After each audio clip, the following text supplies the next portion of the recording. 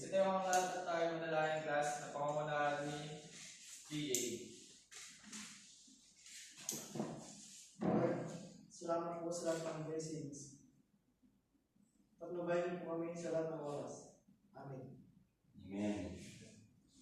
Magandang araw class. Magandang araw din po, Ginoong Ines. Okay, bago kayo ng po class, ialis niyo ang inyong mga upuan at pulutin ng mga kalat.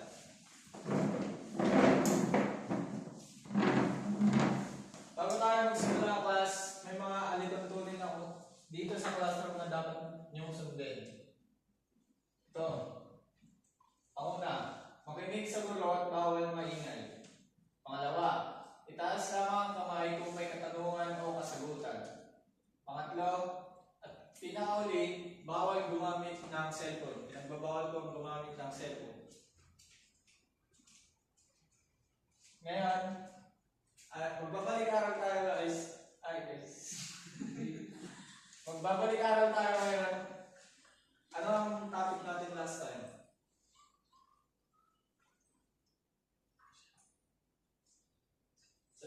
Victor. Tungkol po sa Asya. Magaling. Ngayon, meron akong aktibidad na inanda upang inyong kailangan sagutin. Ito. Ang panahon nito ay ang klase ay maaari sa dalawang grupo. Bawat grupo ay magkakaroon ng 4 na representante. Yung panahon nito ay bubuuin niyo yung mga naka-jumble word dito. Sino ang gustong mauna?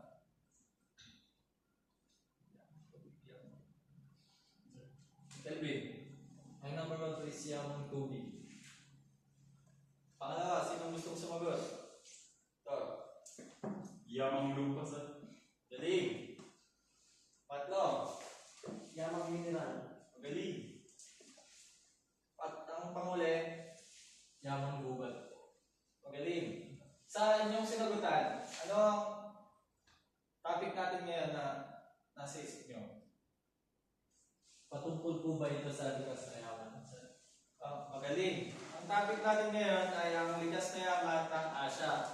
Ngayon, talakayan natin ang likas na yaman. Kung ano nga ba ang likas na yaman ng Asya?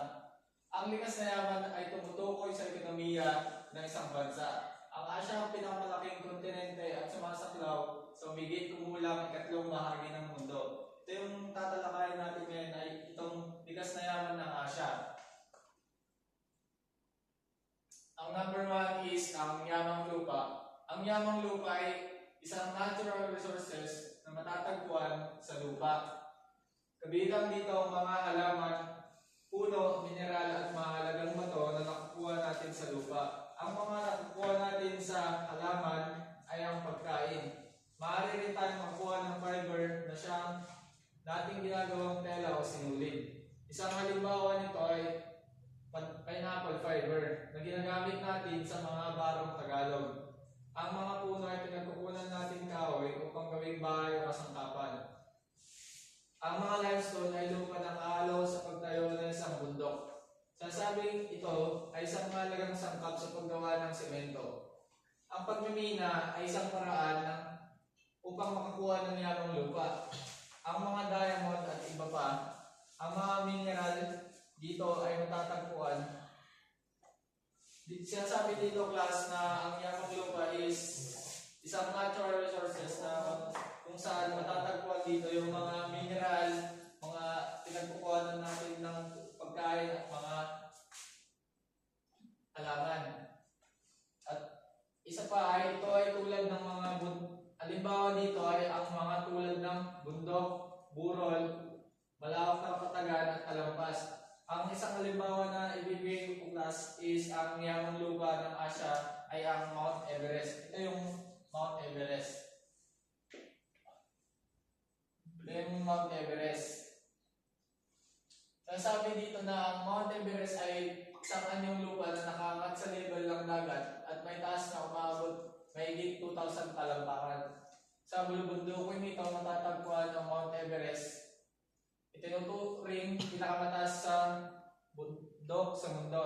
Itong Mount Everest daw guys, class, 10,000 talampakan yung height niya at isa daw itong tinuturing na pinakamataas na bundok sa mundo.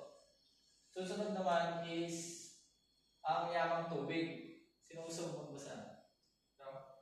Anyone? Yamang tubig. Ang mundo ay may higit na 70% katubigan. Ang kontinente ng Asya ay hindi lamang napapalibutan ng malawak na karagatan. Maaari rin anyong tubig ang matatagpuan. Ang yamang tubig ay likas na yaman na matatagpuan sa tubig. Ang yamang tubig ay nagbibigay sa atin ng pagkain at nakakatulong din sa pagbibigay ng trabaho. Isang halimbawa nito ay ang Lake Baikal. Tama. Sabi dito na yung yamang tubig daw is napapalibutan yung mundo ng 70% na water.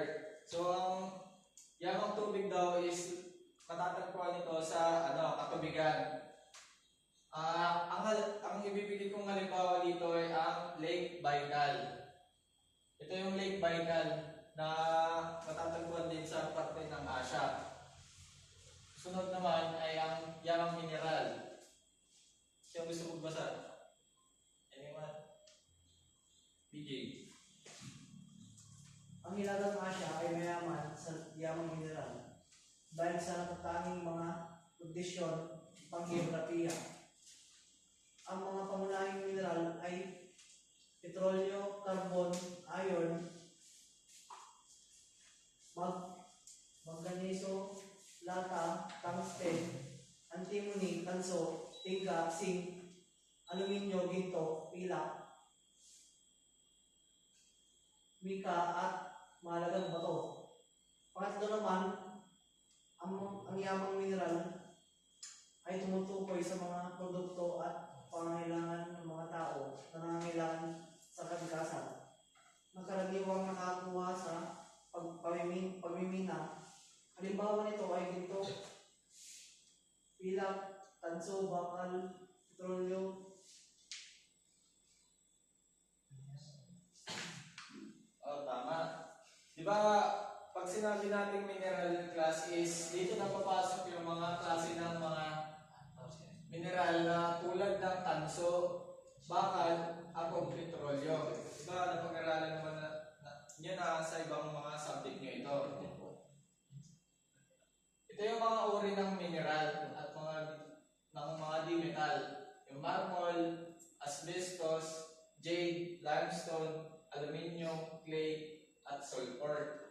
At ang susunod naman class is ang yamang gubat. Kelvin, saan mo?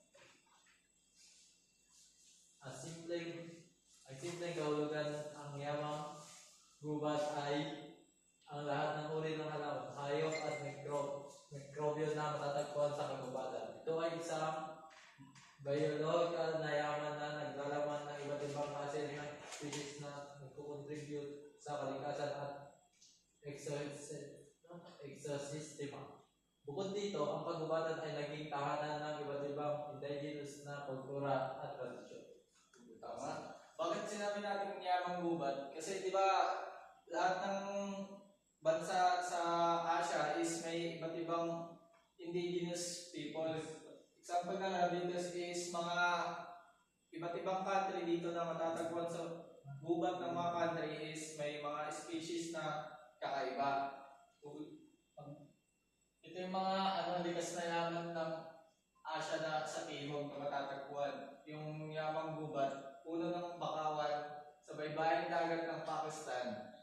Mahogany palm, evergreen, ebony, at satinwood sa Sri Lanka. Ngayon, magkakaroon tayo ng activity na kung saan tatawagin itong salamin-salamin aking katanungan ay sagutin.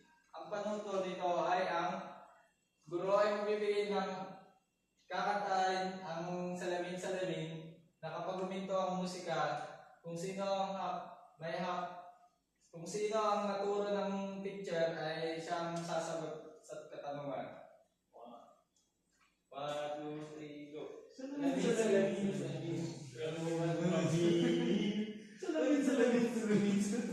Ano susundin? Oh my God, stop na. Ito, dito. Ay, ang tanong ay,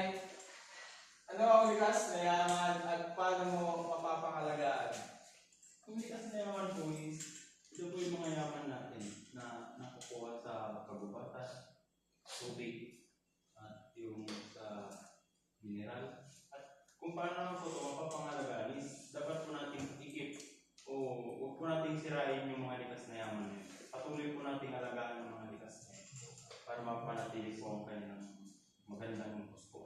Tama.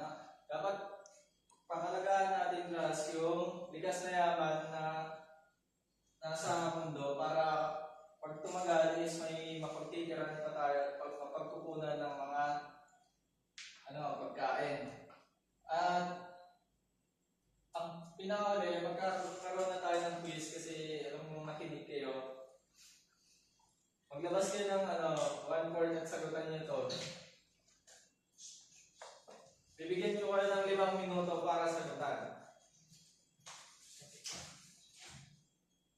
At sabihin niyo kung tapos niyo na ang class.